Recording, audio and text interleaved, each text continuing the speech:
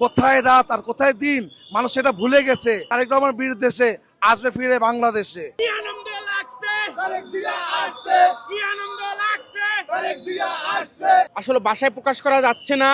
আমাদের এই দলের নেতা দীর্ঘ 18টি বছর এই নির্দেশ এর মানুষ মাটিও মানুষের সাথে কখনো সাক্ষাৎ করতে পারে নাই, দেখা করতে পারে নাই। এমনকি তার নিজের ভাই মারা গেছে, তাও সে এই দেশে আসতে পারে নাই। তার মা গুরুত্বপূর্ণ অসুস্থ, বিভিন্ন সময় তাকে কারাবরণ করা হয়েছে, কিন্তু সে আসতে পারে নাই। এই স্বৈরাচার শেখ হাসিনার কিউব হোল্ডিংসের গল্পে সেই রেখাটি আঁকা হয়েছিল আজ থেকে 1 যুগ আগে। নকশাই আমাদের ভাষা। Cube holdings limited. অত্যাচার নিপীড়নে সে দেশ ত্যাগ করিয়া বিদেশে আছে, এখন সে আসছে। আমি ভাষা প্রকাশ করতে গেলে আসলে এটা আমি কোনো আপনার কথা দিয়া বা ইয়া দিয়া প্রকাশ করতে পারবো না। আমাদের কাছে সর্বোচ্চ আনন্দ যেটা মনে হয় সেটাই আমাদের কাছে অনুভূতি হচ্ছে। আমরা কোটি কোটি মানুষ নিয়ে ভালোবাসা দেওয়া ছাড়া তো আর কিছুই নাই। আমরা এটা দিয়ে তাকে সংবেদনা জানাবো এবং আমরা 12ই ফেব্রুয়ারি ইনশাল্লাহ বিপুল ভোটের মাধ্যমে আমার দলের চেয়ারপারসনকে এই দেশের প্রধানমন্ত্রী করব। আমরা এই দেশের মানুষ এটাই তাকে উপহার দিব, এটাই আমাদের জনগণের কাছে এটাই প্রত্যাশা। কোথায় রাত আর কোথায় দিন মানুষ সেটা ভুলে গেছে। মানুষ একটাই জিনিস দেখছে যে তারেক রহমান আসছে, তারেক রহমান আসছে, তারেক রহমান বীর দেশে আসবে ফিরে বাংলাদেশে। আর তাকে শুভেচ্ছা জানানোর জন্যই আজ আমরা সারা বাংলার মানুষ এক হয়েছি। কে কোথা থেকে আসছি, কে হিন্দু, কে মুসলিম, কে বৌদ্ধ, কে খ্রিস্টান, আমাদের কোনো ভেদাভেদ নাই। আমরা সকলে বাঙালি। বাংলা আমার ভাষা। তারেক রহমান বাংলাদেশের গণতন্ত্র অধিকার ফিরে আনবে এবং বাংলার আগামী রাষ্ট্রনায়ক জনাব তারেক রহমান। আমরা বিগত সময়ে যে ফ্যাসিবাদ স্বৈরাচার আমলে যে আন্দোলনের সম্মুখীন হয়েছিলাম, যে হামলা মামলা স্বীকৃত হয়েছিলাম, যে 10ই ডিসেম্বর, 28 অক্টোবর, এরকম অনেক প্রোগ্রাম আমাদের হয়েছে। তার মধ্যে যেভাবে আমাদের উপরে স্টিম রোলার চালাইছে ফ্যাসিবাদ সরকার, আমরা তার মুখোমুখি হয়ে যেভাবে আন্দোলন করেছি, সংগ্রাম করেছি, একমাত্র তারেক রহমানের নির্দেশে।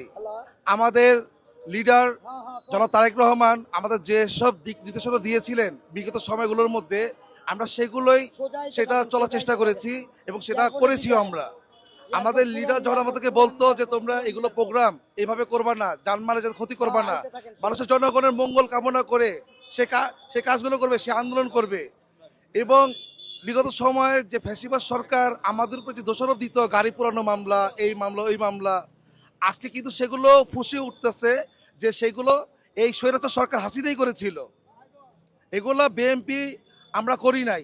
কারণ আমাদের তারেক রহমান এবং জিয়া পরিবার এবং সৈয়দ আশরাফ জিয়াউর রহমান সেগুলো আমাদেরকে শিক্ষা দেয় নাই। আর সেই আদর্শের রাজনীতি আমরা নোংরামি করি নাই, আমরা আদর্শভাবে রাজনীতি করেছি জিয়াউর রহমানের। তারেক রহমান আসছে, মা মাটি ডাকছে। তারেক রহমান ছিল লন্ডনে, এখনো আছে লন্ডনে, উনি আসবে বাংলাদেশে, সেটা কথা না। উনি লন্ডনে ছিল বেধায় তারপর ওনার দেশের প্রতি ভালোবাসা, ওনার মানসিকতা, ওনার মন এবং ওনার সবকিছুই বাংলাদেশেই পড়েছিল। উনি সব সময় ভাবতো বাংলাদেশের মানুষকে নিয়ে, যে বাংলার মানুষকে কি দেওয়া যায়, বাংলার মানুষের স্বাধীনতা কিভাবে অর্জন করা যায়, বাংলার মানুষের বাক স্বাধীনতা যে হরণ করেছিল ফ্যাসিবাদ সরকার, সেই হরণকারীকে শেষ করে কিভাবে বাক স্বাধীনতা আনা যায়, সেইগুলো চেষ্টাই তারেক রহমানের ছিল।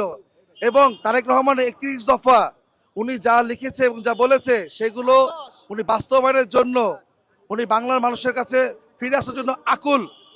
ওনার ইচ্ছা ছিল অনেক আগে থেকেই, উনি এখন আসতে পেরে উনিও খুশি হয়েছে। আমাদের আজকের খুশির দিন, অত্যন্ত আনন্দের দিন যে আমাদের লিডার আমাদের মাঝে আসছে। আমরা অত্যন্ত খুশি, আমাদের হৃদয় স্পন্দন থেকে আমরা আনন্দিত হয়ে যাচ্ছি যে আমাদের লিডার বাংলাদেশে আবার প্রত্যাবর্তন করছে। আমরা অত্যন্ত খুশি, আমাদের সারা বাংলার মানুষ লিডারের জন্য প্রতীক্ষমান, তীর্থের কাকের মতো চেয়ে আছে। লিডার অল্প কিছু সময়ের ভিতরে 11টা 30 মিনিটের ভিতরে উনি বাংলাদেশে এসে বুঝবেন, এই প্রত্যাশা ব্যক্ত করছি।